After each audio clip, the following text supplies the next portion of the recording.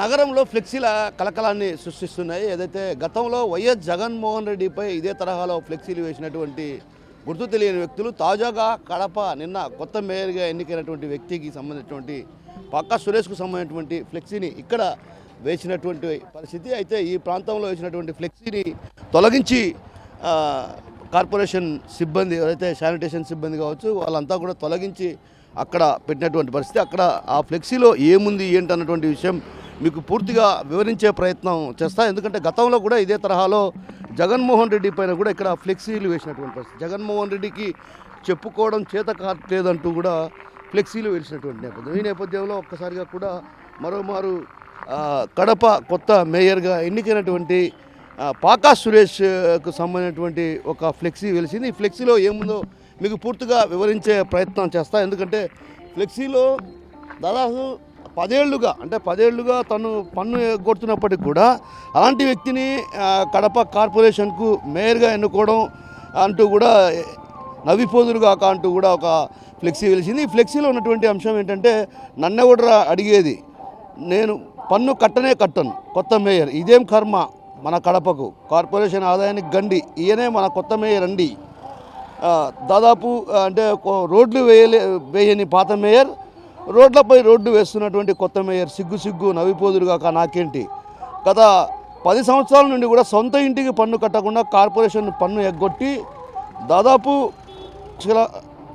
400 అంటే దాదాపు లక్షల రూపాయల్లో పన్ను ఎగరగొట్టినటువంటి వ్యక్తి, ఇలాంటి వ్యక్తికి కడప మేయర్గా ఎన్నుకోవడం సిగ్గుచేటంటూ కూడా చోద్యం చూస్తున్న కడప కార్పొరేషన్ సిబ్బంది అంటూ కూడా సామాన్య ప్రజలను అంటే ఒక రకంగా సామాన్య ప్రజలను ముక్కుపిండి వసూలు చేస్తున్నటువంటి కార్పొరేషన్ సిబ్బంది ఇప్పుడు ఎందుకు అంటే కొత్తగా ఎన్నికైనటువంటి మేయర్ విషయంలో ఎందుకు గత 10 సంవత్సరాలుగా ఈ విధంగా నిర్లక్ష్యంగా వ్యవహరిస్తున్నారు, అతని వద్ద నుండి ఎందుకు పన్ను వసూలు చేయడం లేదన్నటువంటి భావన వ్యక్తం చేస్తూ కూడా ఒక ఫ్లెక్సీ వెలిసింది. అజ్ఞాత వ్యక్తి వేసినటువంటి ఈ ఫ్లెక్సీ, అక్కడున్నటువంటి ఈ ఫ్లెక్సీని కార్పొరేషన్ అధికారులు ఎవరైతే కార్పొరేషన్ సంబంధించినటువంటి సిబ్బంది తొలగించి ఇక్కడ పెట్టినటువంటి పరిస్థితి. అయితే కొత్తగా ఎన్నికైనటువంటి మేయర్ పాకా సురేష్ పన్ను ఎగవేతదారుడు, ఇలాంటి వ్యక్తులను కూడా కార్పొరేషన్కు సంబంధించి మేయర్గా ఎన్నుకుంటారా?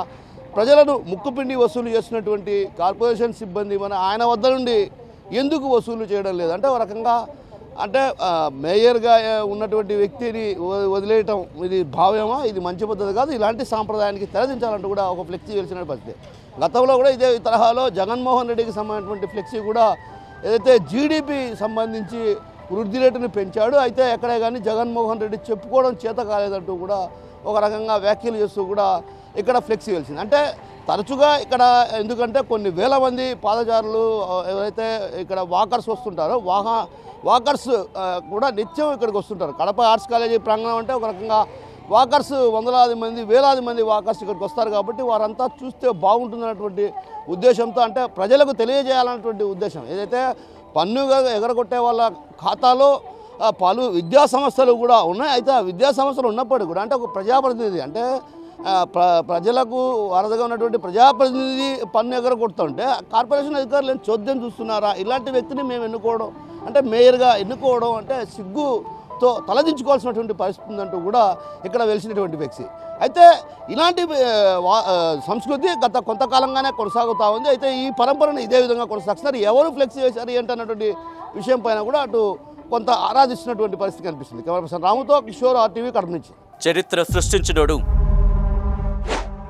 ఇప్పుడు ఆ చరిత్రని తిరగరాయబోతున్నాడు.